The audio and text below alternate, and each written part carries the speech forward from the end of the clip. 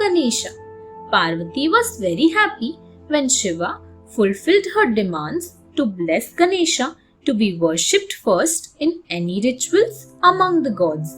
Now little Ganesha became Lord Ganesha and he was blessed to be worshipped first in any rituals by all human beings. To celebrate the happiness, Parvati gave him a plate of sweetened cereal balls, modaks or laddus. Modak is a sweet dish that looks like dumplings. Curling his trunk, Ganesha picked one up, then another and yet another. The gods and the sages, witnessing the sight, were very amused and fondly said, "See how Ganesha loves these modaks. Modaks are his favorites." Since then, he was called Modak Priya. Modaks were thenceforth always offered to Ganesha during all worships and on Ganesh Chaturthi too. People believe that the lovable Ganpati's heart can be won over by feeding him laddus.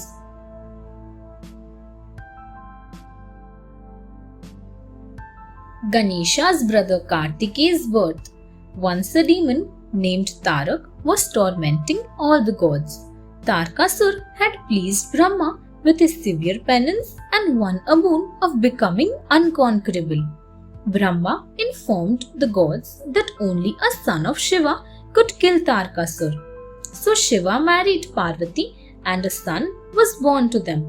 But one day the child was lost. The Ganas tried their best to locate the child but in vain.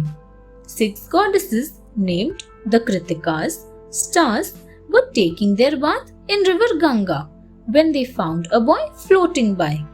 The Kritikas were very happy to find the child.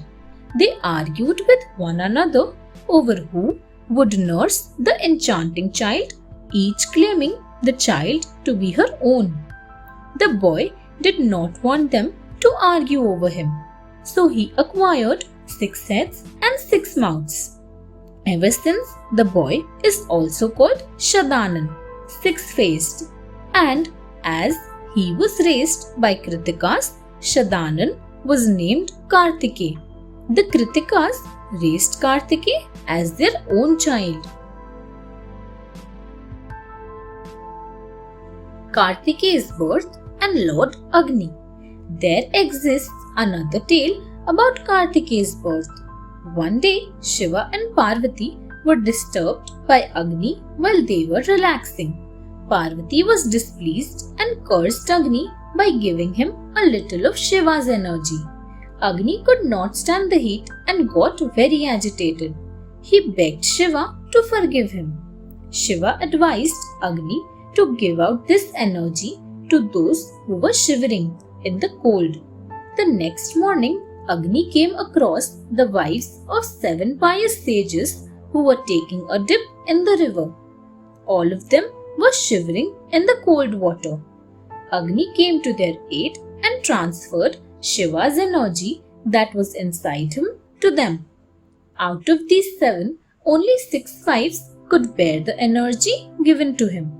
Later on, a 6-headed boy was born from that energy. Sage Garg gave the child the name Kartike. The 6 wives became Kritikas, stars.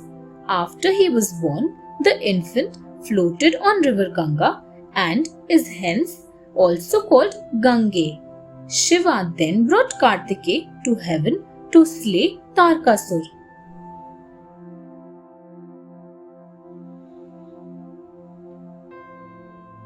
Kartike the Senapati.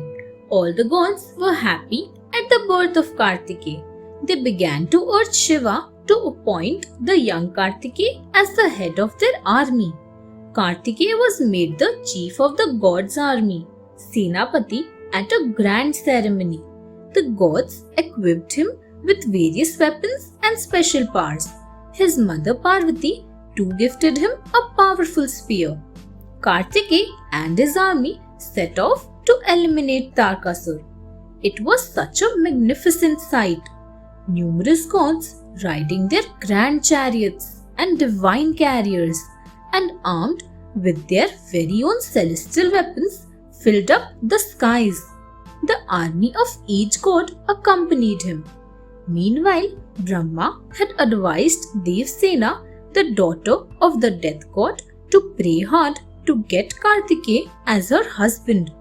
When Shiva was informed about Devsena's wish, he got Devsena and Kartikeya married. That is how Kartikeya got the name Devsenapati, Devsena's husband. Thanks for watching. Do like, share, subscribe to Sahil Book House.